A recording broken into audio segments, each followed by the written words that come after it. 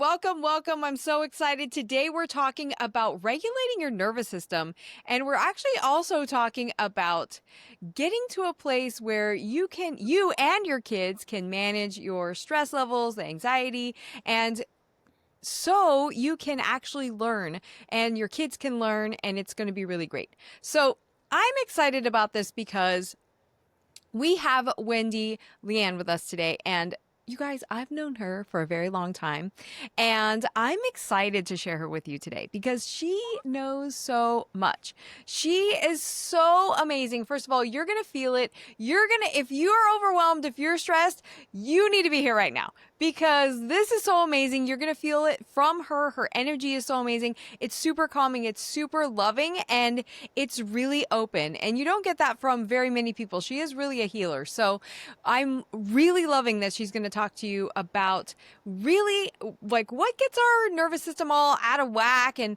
it can manifest physically in a lot of different ways. And I know she's helped me so much with, my back going out, and then all these other things. And you guys know I have Crohn's disease and I have symptoms from that and anxiety around that, all these things. And so it really helps for me to have tools and for your kids to have tools dealing with the things that they just deal with in life, and however they are and whatever situations they're in, to have tools they can use to be able to calm themselves, their nervous systems, and to be able to function in a way that helps them learn and helps them really function in the world to where they're not freaking out, they're not shutting down. And it's important for us to know that as moms, that we can do that, first of all, and we can do it for ourselves and our kids. And that's what I love about Wendee, is she works with moms and kids as well. So Wendee, thank you so much for joining us today. I'm super duper excited to share you with our community. And tell us a little bit about yourself and your background. And I know you've done such an incredible job. You guys, her girls are incredible. They're amazing. And they have just really used these tools, and she's taught them so much on how to really overcome a lot and to really balance themselves. It's incredible. They're fabulous, fabulous. So Wendee, tell us, what got you into learning about neurosomatic healing and just really into regulation and helping moms and kids? Thank you, Cami. I'm happy to be here. So with the nervous system, it's so easy to push through. And as a homeschool mom, I was feeling overwhelmed, and I felt if I just did more, if I could just join one more co-op, if I could just push through and grab more snacks. And it just got to the point that more was not helping. And there'd be a little bit of a slip, and I'd think, oh, I'm so much better. I'm not as stressed. I didn't actually drive back 5 times to check if the stove was on, or I left the curling iron on, or the door was locked. I mean, we literally had a fire drill running around this, trying to figure out if I had done all the things. And so one day it hit me. Anxiety hit me so hard that I literally thought I was having a health emergency. And so that was the wake-up call. There's no more pushing through it. There's no more adding more to the schedule. It really got my attention. And I actually reached out to someone I had just met, who later on ended up becoming my mentor, and taught me all of this amazing healing work and how to connect with the nervous system. And it was so impactful for my daughters and I that I knew I had to share it with other mothers, because I did not want them going to the extent that I did. So it brings me so much love to my heart that I actually get to help moms that don't know that there's another way, instead of just pushing through it all. I love that, because it so is. We have in our minds all of this, the list of things, right? All the things that we're multitasking. Moms are so, we have to multitask, and we're so, on top of everything. We have to have all our plates spinning in the air, and if one drops, it knocks our whole, all our ducks out of the row. I'm mixing all my metaphors, but it doesn't matter. That's how we are. It's how we function. And sometimes it can be just so overwhelming. And so we all can definitely relate to that. And thinking about homeschoolers and specifically, we have even another layer on top of that. And I know you've homeschooled your girls forever. And so thinking about that, I want to know, first of all, what is nervous system regulation? Because it's kind of a buzzword right now, like being regulated. It's kind of something that everybody's talking about. But what does that actually mean when your nervous system is regulated, and why do we need it, especially for us homeschool mamas? Absolutely. I mean, as homeschool parents, we are with our kids more than the average parent. And so everything that is triggering is reflected back to us and mirrored back to us on a daily basis. So we actually need a little more capacity because we're not getting those breaks. But it's also really beautiful to be able to lean into that healing and have that quality time with our kids. So with nervous system, everyone talks about calming the nervous system and being calm. And although that's a great effect of having a regulated nervous system, it's also really important to note that we don't override. You know, if you're angry, allow yourself to be angry. If you're frustrated, allow yourself to be frustrated. And that's how a lot of the dysregulation happens in the first place, is bypassing those gut instincts. You know, I'm saying yes when I really mean no, and my nervous system inside is screaming, we can't handle one more thing. And I'm saying, yes, of course we can. Let's push through it. So, regulation means being able to have that capacity to have those big normal emotions, but to be able to come back to a healthy baseline. And I find a lot of moms are functioning on that really high baseline, and like 8 or 9 feels normal to them. They don't know how to get back to that grounded, maybe a 1. And we're not meant to be calm all the time, but knowing that it exists, knowing that it's there, and having those tools to get back to it is so important, especially because our kids regulate to our nervous system. And that's what they find, that's their baseline of what they think is normal. I think it's so interesting how you're talking about that 1 and 2. Like, what does that even feel like? Because some of us I have no idea. So I feel like some of us have never even been there. Like, what does that even look like? That makes so much sense. And so having that opportunity to just see, like, hey, what does that actually feel like at some point?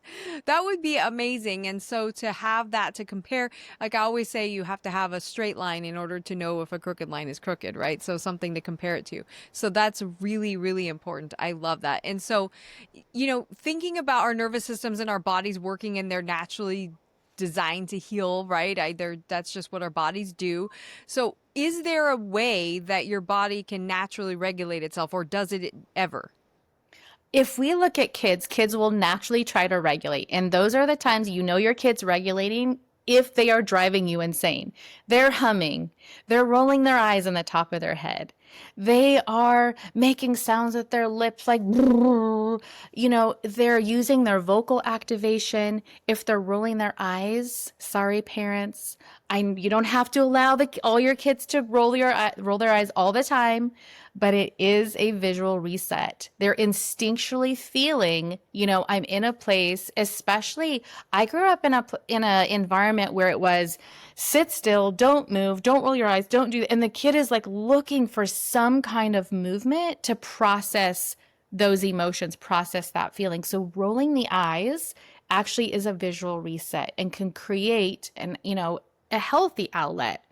So if you look at your kids, they're rolling around on the floor, they're whining, they're crying. Crying is a release. Whining is activating your vocal range.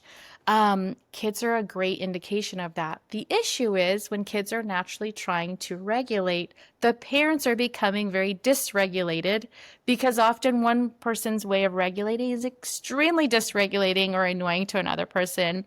And so that's where working with the family of, okay, if the child wants to hum, I tell my kids, that humming is so lovely. If you'd like to do it in your room or outside, that'd be so amazing. Feel free. Right on top of me while I'm trying to prepare for a client or something, my bandwidth isn't there. And so being aware of each person's capacity, being able to use those tools increases our capacity. But when we're at bottom, we have this proverbial threat bucket. It's getting full every day. Oh my gosh, we've got to get this project done and we have to get to this sport thing and I didn't eat and kids didn't sleep well and the dog vomited in the middle of the night or whatever's going on in the house. That bucket's getting fuller and fuller. And so being able to do some movement, do some tools. I teach people applied neurology and emotional somatic processing because sometimes people can't get to that, those kind of, I feel like, cliche suggestions. Go outside, just enjoy. Well, that's amazing. Sure. Once you get your your baseline a little lower. But if someone can't get out of freeze or fight or flight, those are difficult suggestions to take. So absolutely get everybody out on a walk. Your eyes are naturally going to be darting around looking at things. So you do have some visual resets happening there. The breath is going to change. You're moving your muscles. There are going to be some regulation happening. But in the world that we live in right now, we just don't have those natural, maybe like cultural dances or movements and things that are really used to be woven into culture. So now we have to replicate those in ways that bring everybody down to match our culture. I love that. And I love that you said that we're not always ready to just go, take a moment and whatever, because we can take a moment and we're still in that fight or flight mode. I know I've been there lots of times, and because of physical symptoms affecting my emotional system as well, and then vice versa, of course. But so when you're thinking, and I want to think about this when somebody's that dysregulated, or they're feeling anxiety, or they're feeling stress and overwhelmed, and how does that affect and it's a dumb question, of course, but how does that affect their ability to learn? So when I'm thinking about a kid and we're trying to accomplish homeschooling, we're trying to accomplish some things for the day, we're trying to do some chores, we're trying to do something, and we're trying to just open the brain to be able to learn some things and have that love of learning, I feel like that just drops it big time. And how does that affect them in terms of what is the cycle there, I guess, is what I'm asking. Sure. I mean, it's the same kind of thing what I was talking about with the threat bucket. Kids come in, there's a certain amount of capacity. Did they get rest? Did they get sleep? How much space in that bucket do they have for new material? How much space do they have for focusing? What emotions are going on? And so being able to meet them where they're at and listen, and you can see that dysregulation when there's a lack of focus, because if there's a fear, oh no, what about this test I have coming up? Or maybe we have to turn in work samples to the charter school, or, my coach really said I need to work on this certain skill. And maybe that's what's replaying and ruminating in their brain when mom is just looking at them and thinking, I just told you to do your math and you're completely, you're just disobeying, you're not listening to me. And so being able to cue into what is it do they need? Do they need some kind of a sensory? Do they need to step outside to bring that level down? Is what's happening inside is that if they're hypervigilant and looking at, school or what the coach is going to say, that back brain, that amygdala is in full force. And when you have that, you can't get the frontal lobe online to think about school, to be able to sit there and focus. And so there are some different tools that I use to be able to have families go in and, first of all, creating some safety, because if we don't feel safe, there's not much that can shift, and we really can't rewire the brain, and nobody can sit there and focus. If you're sitting in front of a lion, you're not going to do your math. And so Good point. being able to get that frontal lobe online is really helpful and calming down the other parts of the brain. So, I mean, it could be certain things of, balance exercises, because all of that focus is going towards that frontal lobe rather than letting the amygdala run the show. That makes sense. And I'm thinking, as you're saying that, I'm thinking about the mom version of that. So the mom side of that, and doing the same thing from our space of really being distracted, really, in just trying to focus on the immediate fight or flight moment, or whatever that's focused on, and then feeling guilty that we're not doing more with homeschooling studies, being there for our kids. Absolutely. I mean, and then as the moms think that kids don't see everything, we'll pick up the slack, we'll cry in the bathroom, we'll go eat chocolate in the closet, or, whatever the mom's solution is at the moment. Kids are picking up on that. They feel it. They feel those emotions.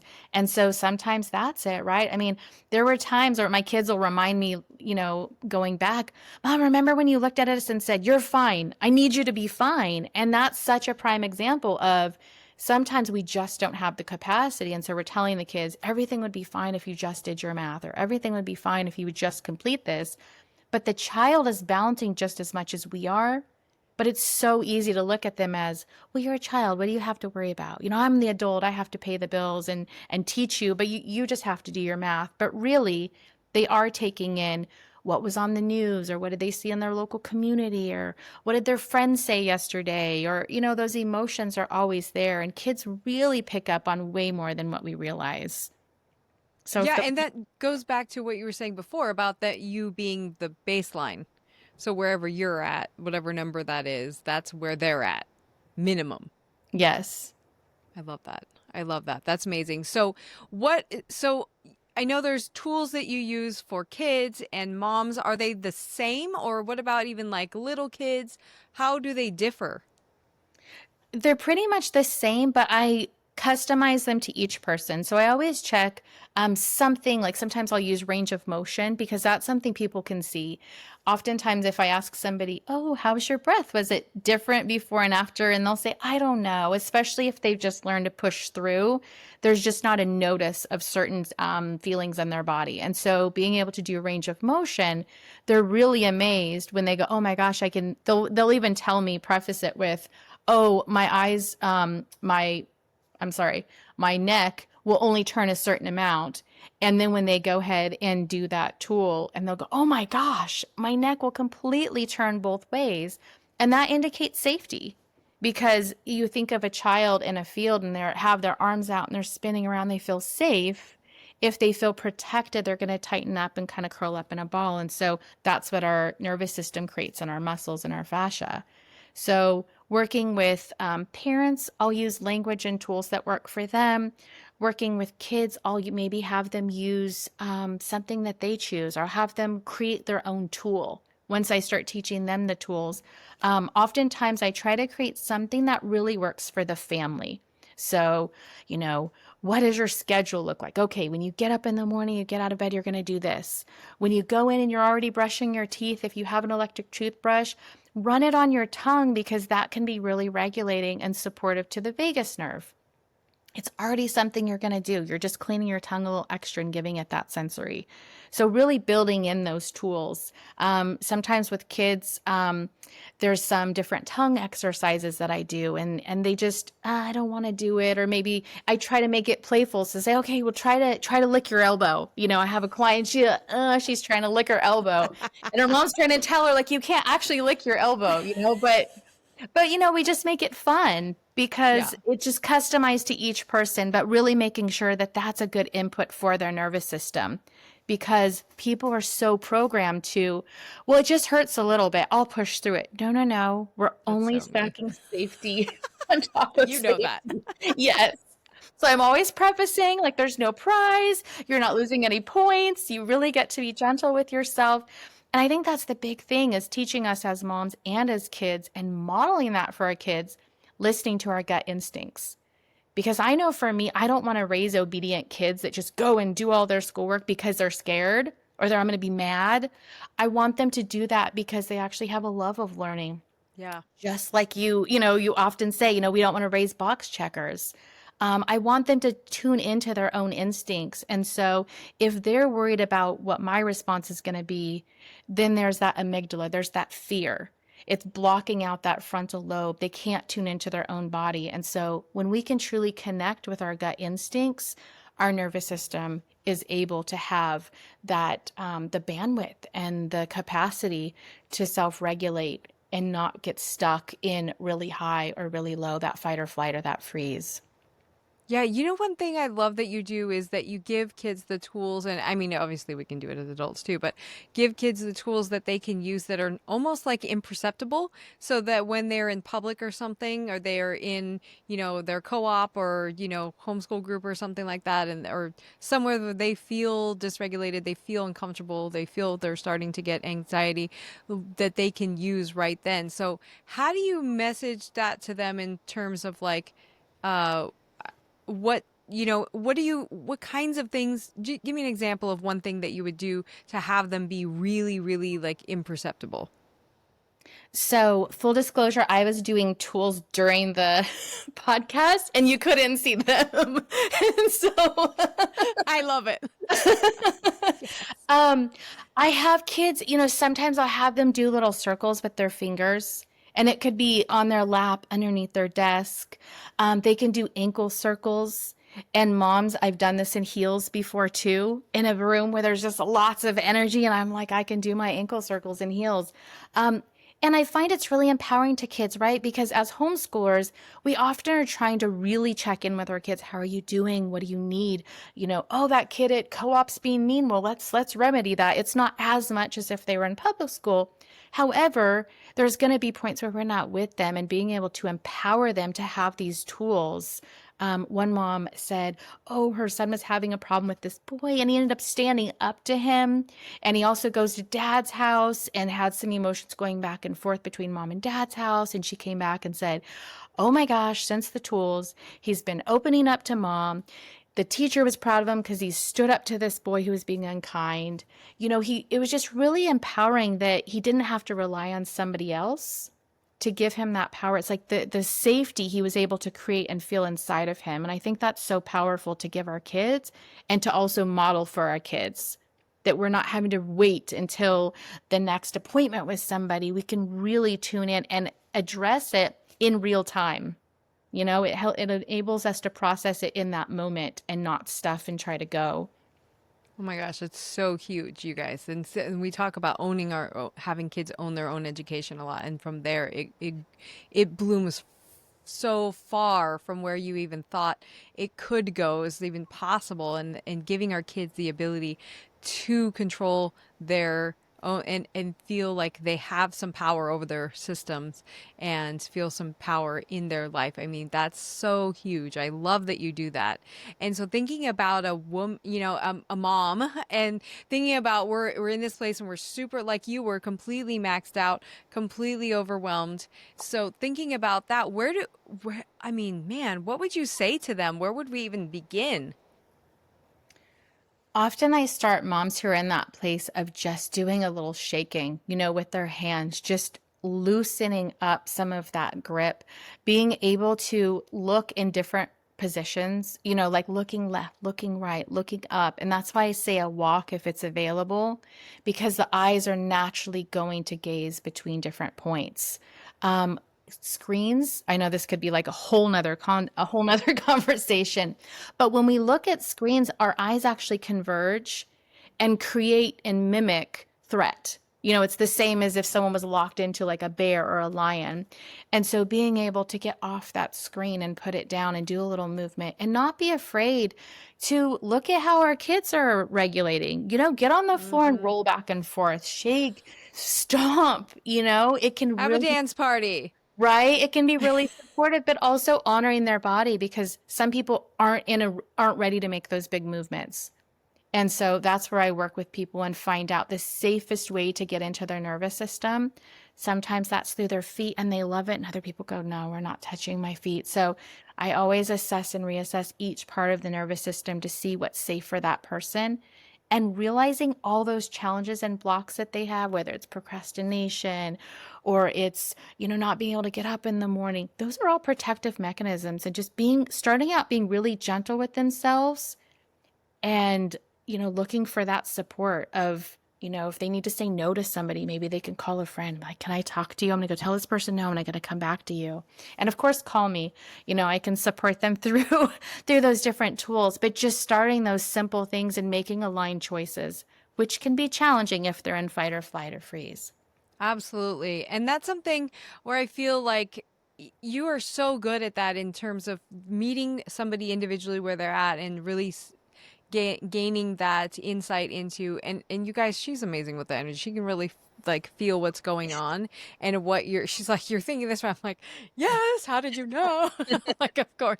I'm also very projective, which is helpful, but the but it's so amazing to really, so okay, this is safe, this is not safe, this is and what's comfortable right now, and then build from there. That's really important, I think, for our kids to understand too, that we don't have to push ourselves outside and be super uncomfortable and overwhelmed in when we're trying to create safety. And so, it's very opposite of what we're trying to create. And so thinking about on the opposite side, I want to know what it feels like when you're completely regulated. Because like I said, some of us don't even know what that looks like. Some of us don't know that peace, that calmness. And I feel like calm is the wrong word. I don't know if you do, but I feel like that's not really the like it's like saying love in like so many different ways, right? So it's like there's so many different versions of that. But what does it feel like when somebody's completely regulated? I think it can feel different for each person depending on what their benchmark of where they were, certainly. But it enables, I think, a freedom. There's this peace that they access. It allows us to pivot. Something didn't go our way, something changed, the plan shifted. Okay, I have the ability to pivot. I have the access to my frontal lobe to make a choice that actually works really well for our family. I also see it with my kids. If they're feeling overwhelmed and they step away and they do their tools, I can give you a perfect example. We had tornadoes here. I didn't have the ability to go sit down with my kids and say, hey, look, here's how it's going to look, because I had no idea. We hucked a mattress down the stairs, got under it, and I looked at my kids and I said, do your tools. And I'm in tears. I didn't have the ability at that point. And so all of us were able to do our tools and get to a place where we could think clearly, where we could have peace, where we could shift. And I think just being able to move out of that imminent danger, even if it's something that's overwhelming, you can still access some logic. You can still access your gut instinct, and it's not blocked out or masked by something that's so overwhelming. You're not constantly questioning yourself. Am I doing it right? Oh my gosh, oh my gosh. You're just acting off of instinct. And we know we can do it when it's in a dangerous moment. We know we can do it. But it's in those other times where we can lower that threat and you can feel, tension release from shoulders. I see people that I work with and they'll go, oh my gosh, I've never been able to move my neck back like this, or my shoulders drop, or I don't have pain in my legs anymore. My stomach doesn't hurt. And I really think people would probably see it through an absence of what they're experiencing. And it's not that I just lay around like I'm in the Bahamas all the time. I mean, of course things come up, right? That's life. But it's being able to notice, hold on, I'm holding my breath. What's going on? What can I do? Okay, I'm going to do a couple quick tools. Okay, I'm going to bring my energy down. I love that. And I mean, in the face of an actual ex external threat, that's something definitely doable. I remember when I was lifeguarding when I was younger, and I remember the first 2 years, I was very anxious about like, so if something actually happened, I actually had to do CPR, I actually had to do a rescue or something like that, which happened periodically, but it wasn't that common. I mean, I worked at a pool, it wasn't like a water park or anything. So it was pretty uncommon that we had that, but I was always anxious about like, would I be able to handle it? How would I feel in that moment? Because even during like training and practicing, there was anxiety there and stress. And I remember that the third year that I did it, I was thinking about that, and I was sitting in the chair and I was like, okay. And I was like, no, actually I'm good. I'm good now. Like, I feel confident about it. I feel like it would just be almost like just a very logical, very, like, here's what we do next, here's what we do next, here's what we do next, here's what we do next. And I feel like I had that same feeling that we were talking about. Is just that piece of like, I got it. I got it. When something comes up, something changes, I got it. Okay, it's fine. I love that. And so that's really amazing. So tell me, how can we get in touch with you? How can we work with you if we have questions? Because I know that a lot of people have questions about this, especially since it's like you don't know if your kid has, has neurodiversity or something where they are struggling with anxiety on a regular basis and stress and things like that, or confidence and things. There's a lot of questions around that, I know, and is it even possible?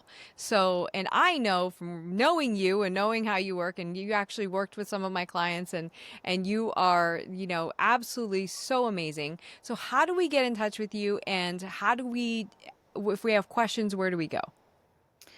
You can reach out on Instagram to me. You can reach out on Facebook. You can email me at info@wendeeleann.com.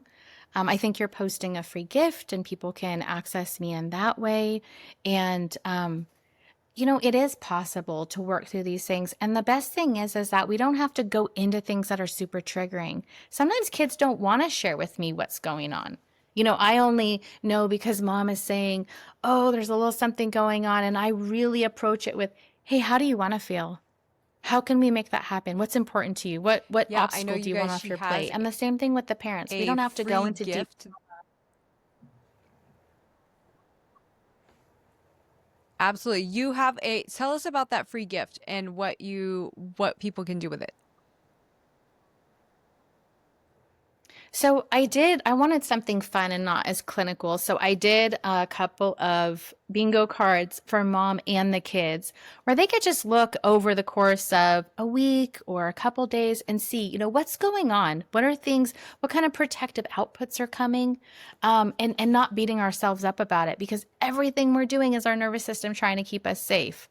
So they can go on one bingo card and kind of mark off and see, where is my nervous system at? And then on the second one is some gentle suggestions.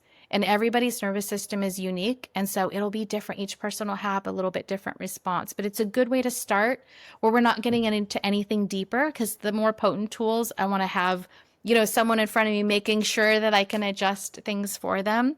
But there's one for moms, one for kids. And my intention is that moms are able to support themselves. They're able to give the child something, whether it's their tools or in this case, giving them the bingo card and helping them work through it so that kids have their tools and are not completely dependent on mom, and mom has her tools and can model what patience looks like, what capacity looks like, and just have more cohesive peace in the house. Absolutely. I love that. And it's fun. And you guys, there's nothing better than a little mirror.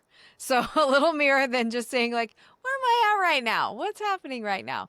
Which is really great. And if the kids can do it too, that's even better. So awesome. Wendee, thank you so much for joining us today. I super appreciate everything. I know you guys felt that energy. You felt like her calmness and her peace about her, which is so incredible. And just hearing her talk is so peaceful to me.